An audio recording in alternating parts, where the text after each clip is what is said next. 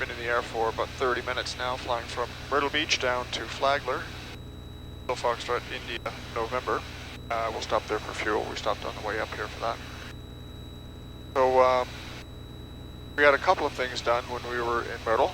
So the pitch server failed for the autopilot coming out of RSW last week.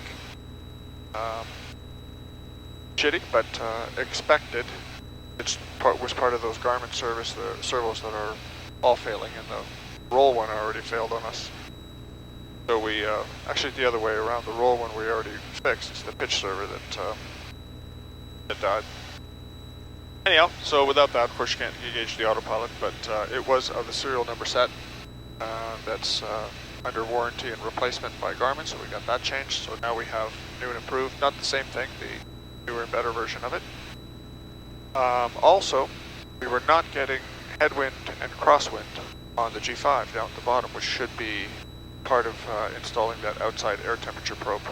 With that, we get true airspeed. We also get the DA on the ground, and of course the outside air temperature all on the Garmins. So what happened was we found out that the bottom G5 wasn't actually plumbed, the pedostatic system. So it wasn't a configuration issue, it wasn't a wiring issue, it was actual plumbing.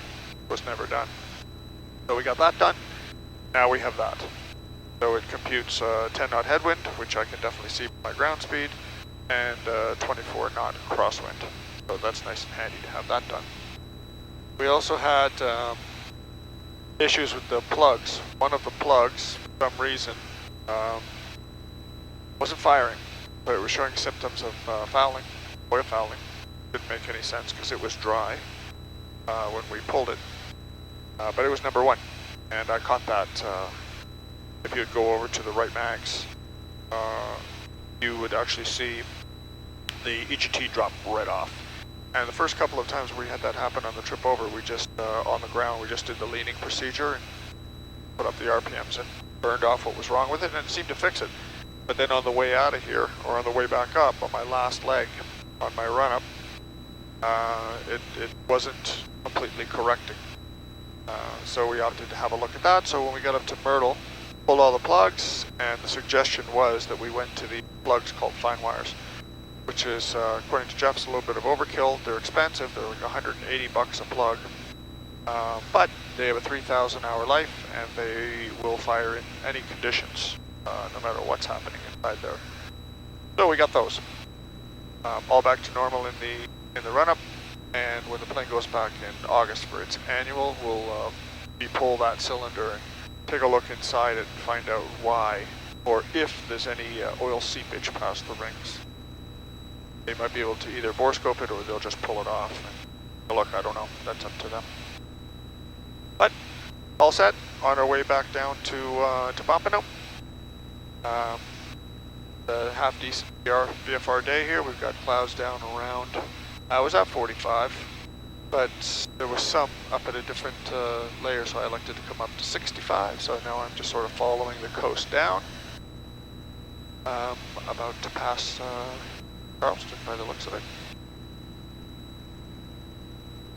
And go all the way down to Flagler in Florida, and eventually wind up in Pompano, where we will drop this. And the new, because that's one of the other disappointments for the trip is I was going to get my IFR certification, but my ILS died. ILS is part of this old radio. It's a VOR, ILS localizer, all built into one with its own frequency. The reason I had radios and not navcoms.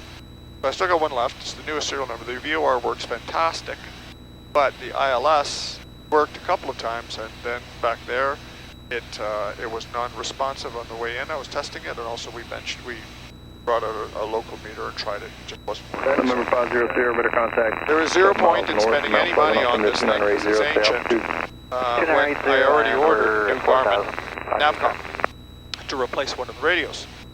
So that's already in Pompano. We'll leave the plane and they can install that. That will be Nav1, or Nav2 actually. And it will throw VOR ILS localizer over to the bottom G5, which will be fantastic. So then 100% of my nav stuff comes over right into my center stack.